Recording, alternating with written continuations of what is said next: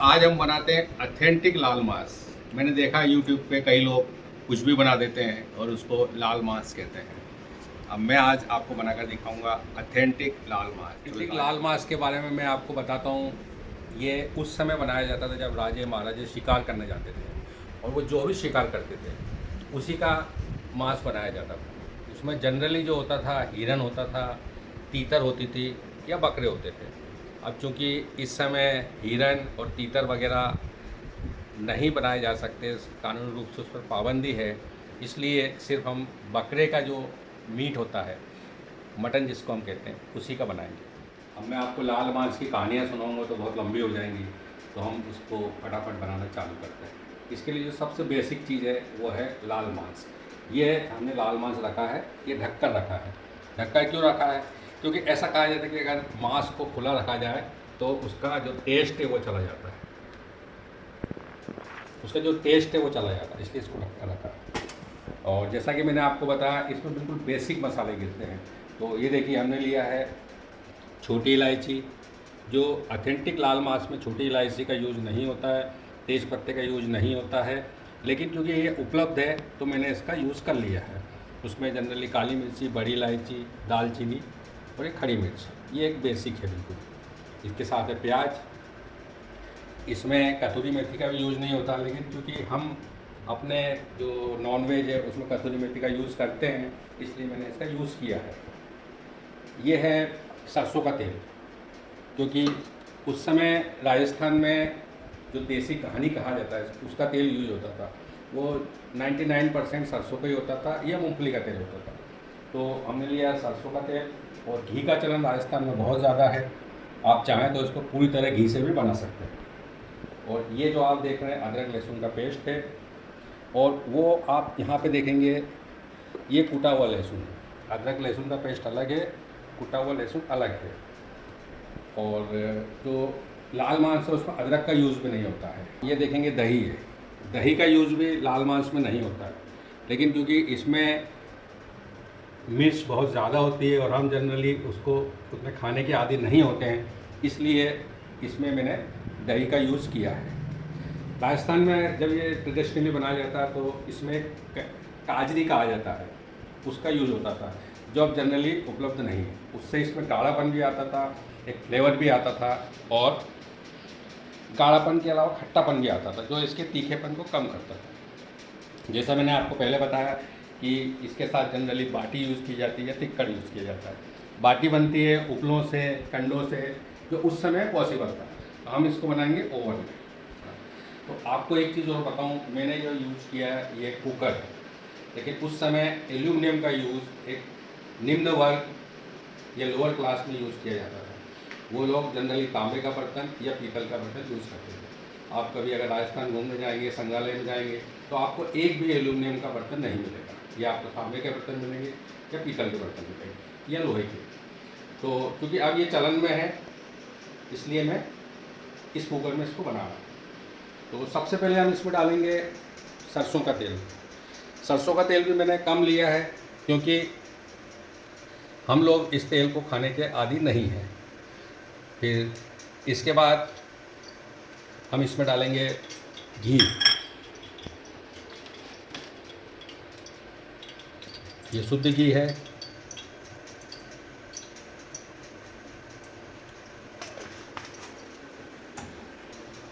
मैं ये सारे जो अंदाज से यूज़ करता हूँ, नाप तोल का यूज़ नहीं करता हूँ। अब हम इसको गर्म होने का इंतज़ार करते हैं। अब धुआं उठने लगा है, और इसका एक हम आँखों में भी अगर थोड़ी देर देखेंगे तो आंसू आने लगेंगे। इसका मतलब है कि अब पूरी तरह गर्म हो चुका है। अब इसमें हम डालेंगे खड़े मसाले जो हमने लिए हैं। सबसे पहले हम कोशिश करते हैं कि तेज़ पत्ता डाल दें इसमें, फिर इसके बाद काली मिर्च, इसके साथ छोटी इलायची भी करेगी, बड़ी इलायची, ठीक है।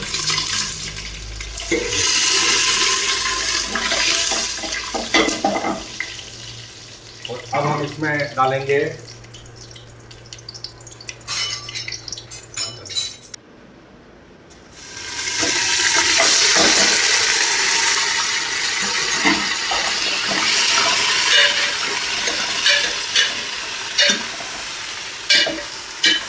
आपने देखा होगा कि जनरली जो नॉनवेज बनाया जाता है उसमें खड़े मसाले के बाद प्याज डाले जाते हैं, लेकिन इसमें मैंने प्याज नहीं डाला है।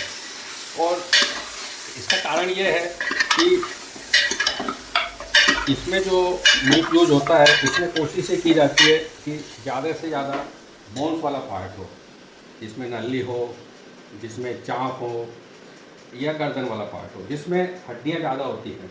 तो जब हम इसको भुनेंगे, अब ये भुनेगा, इसका जो सबसे महत्वपूर्ण पार्ट है वो है भूनना। इसको बनाना एक पेशेंस का काम है, इसमें आपको लगातार चलाते रहना पड़ता है। ये इस तरह से नहीं है कि इसको छोड़ दिया और चले गए। इसका ये सबसे लंबा पार्ट होता है जिसको हम बुनाई कहते हैं। अभी हमने इसमें मीट डाल दिया है, इसको हम धीरे धीरे भूनते रहेंगे। इसके बाद इसमें मिलाएंगे नमक इसको गलाने में आसानी करेगा, और थोड़ा सा इसके अंदर फ्लेवर आ जाए उसके लिए उसमें डालेंगे हल्दी, फिर उसे भूनेंगे, फिर हम डालेंगे प्याज। इसने पानी छोड़ना चालू कर दिया है, मीट ने पानी छोड़ना चालू कर दिया है। ये हमने इसमें पानी का कोई यूज़ नहीं किया था। तो अब हम इसमें मिक्स करेंगे प्याज।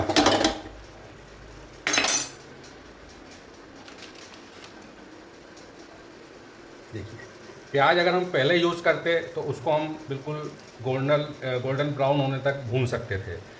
अब इसमें इसका सबसे लंबा पार्ट यही होगा कि हम प्याज को भूनते रहेंगे, और इसमें जो बोन्स हैं उससे कट कर ये बिल्कुल इसमें मिक्स हो जाएगा।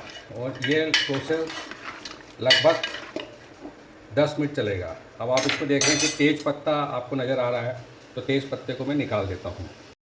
देखिए, जैसा मैंने आपसे कहा था कि हम जो प्याज डालेंगे तो इसकी जो बोन्स हैं उससे कट कर वो प्याज इसमें मिक्स हो जाएगा। तो अगर आप अभी गौर से देखेंगे तो आपको प्याज इसमें ना के बराबर नज़र आएगा, और जो थोड़ा बहुत नज़र आ रहा है, तो अभी हम जब इसमें अदरक लहसुन का पेस्ट मिलाएंगे और उसके बाद जो भुनाई होगी तो आपको वो प्याज नज़र आना बंद हो जाएगा, उसकी एक ग्रेवी बन जाएगी जो इसमें मिक्स हो जाएगी। तो अब इसमें मैं डाल रहा हूँ अदरक लहसुन और हरी मिर्ची का पेस्ट। ट्रेडिशनली हरी मिर्ची और हरा धनिया इसमें नहीं डाला जाता क्योंकि ये उपलब्ध भी नहीं है वहाँ पे, लेकिन क्यों हमारे चलन में है इसलिए मैं इसमें मिक्स कर रहा हूँ। आप कभी भी नॉनवेज बनाएं तो अदरक लहसुन का पेस्ट जब भी डालें तो गैस को आप स्लो पे कर दें, क्योंकि अदरक लहसुन का पेस्ट बहुत जल्दी चिपक जाता है।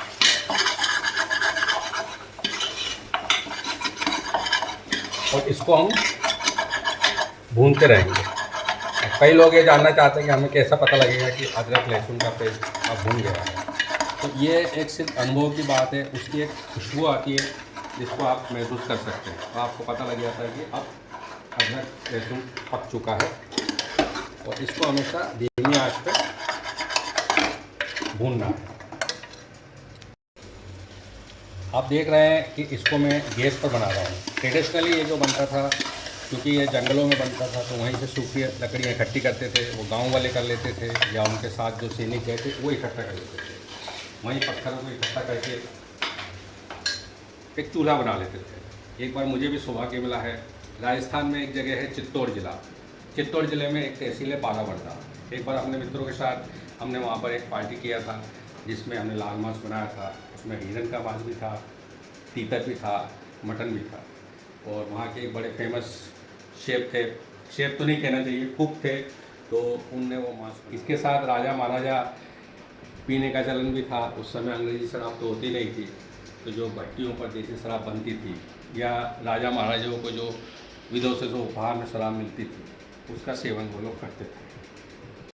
अब हम इसमें मिलाने वाले हैं मसाले, जिसमें खड़ी मिर्ची का हमने पेस्ट बनाकर यूज़ किया है। उसके अलावा इसमें है नमक, मिर्ची, हल्दी। ठीक है, इसमें अगर इसको आप और लाल करना चाहते हैं तो कश्मीरी मिर्च मिला सकते हैं, देगी मिर्च मिला सकते हैं, या कोई कलर मिला सकते हैं, लेकिन मैंने जो नेचुरल कलर है वो यूज़ किया है।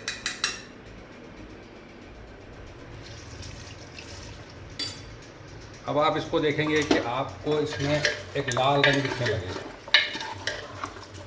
इसके नाम के अनुरूप ये कहा जाता है। अब जब तक ये तेल ना छोड़ने लगे तब तक आप इनको भूनेंगे। आने वाले हैं कसूरी मेथी। कसूरी मेथी बेसिकली इसमें नहीं मिलाई जाती, लेकिन हमारे चलन में जब भी यूज़ करेंगे उसे मसल कर यूज़ करना चाहिए। ठीक है, ये इसको फ्लेवर भी देगी और खुशबू भी देगी। अब आप जैसा मैंने बताया था कि ये अब ये देखिए आप, ये तेल छोड़ने लगा है, इसका मतलब है कि ये मसाला इसमें पूरी तरह से मिक्स हो चुका है। अब हम इसमें मिलाएंगे दही। दही मिलाने का मेरा बिल्कुल भी मन नहीं है और ना इसमें ट्रेडिशनली दही मिलाया जाता है, लेकिन गर्मी का मौसम है, ये बहुत तीखा बनेगा तो हमारे लिए उसको थोड़ा सा एडजस्ट करना, डाइजेस्ट करना कठिन होगा, इसलिए मैं इसमें बेमन से दही मिला रहा हूँ।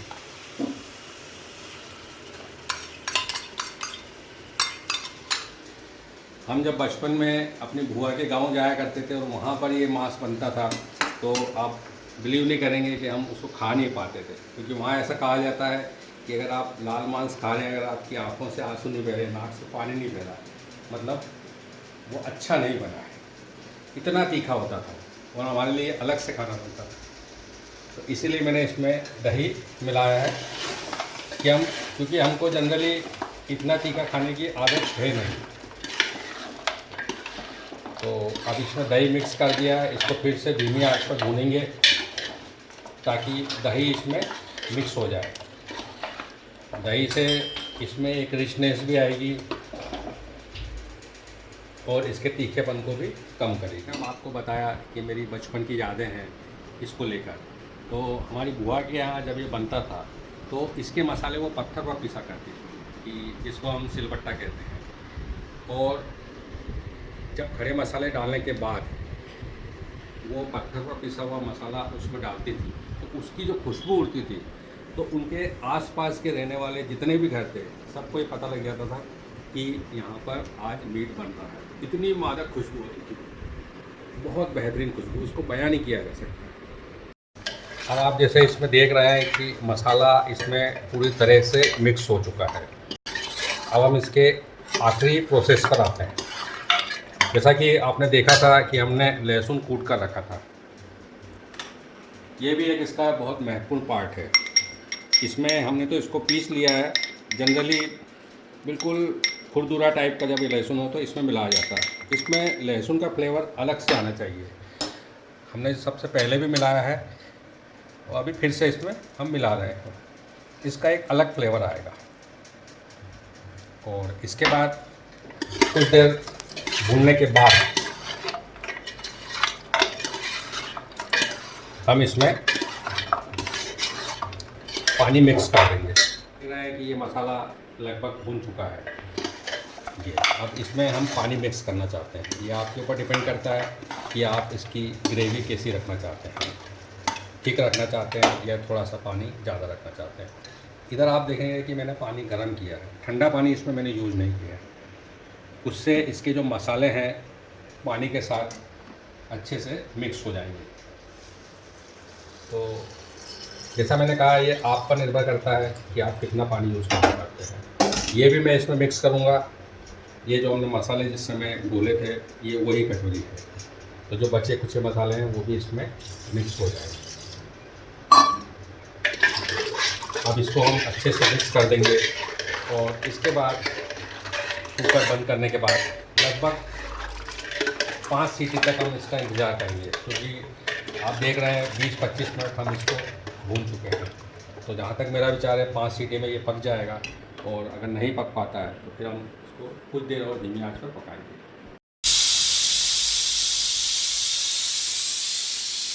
ये आप देख रहे हैं कि 5वीं सीटी आ चुकी है, तो मेरे विचार से अब ये पक गया है। अब हम इसको ओपन करेंगे कुछ देर बाद और फिर खाने की तैयारी करेंगे। कुकर अपने आप ठंडा भी हो गया। अब हम इसको खोल के देखेंगे कि हमारा लाल मांस कैसा बना है।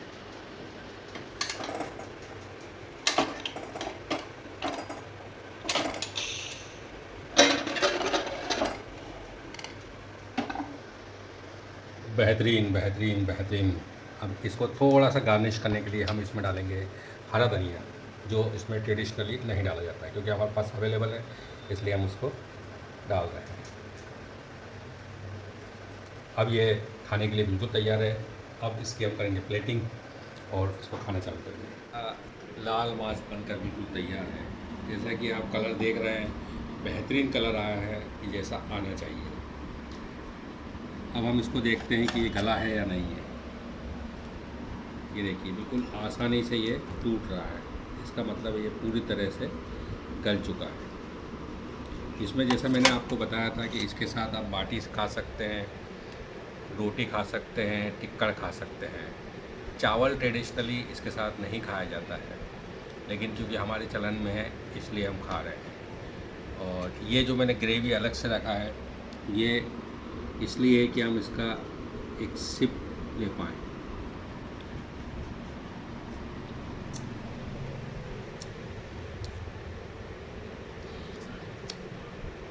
मैं तारीफ़ करूँगा तो आपको लगेगा कि मैं अपने ही खाने की तारीफ़ कर रहा हूँ, लेकिन मैं कह सकता हूँ कि ये बेहतरीन लाल मांस बना है। साथ लाल मांस की एक रेसिपी शेयर की है, जो राजस्थान की ट्रेडिशनल रेसिपी है और राजा महाराजाओं द्वारा यूज़ की जाती थी। एक और रेसिपी है जो एक बहुत चलन में थी, वो थी सफ़ेद मांस, वाइट मीट। वो भी एक रेसिपी है, कभी आपके साथ वो भी शेयर करूँगा।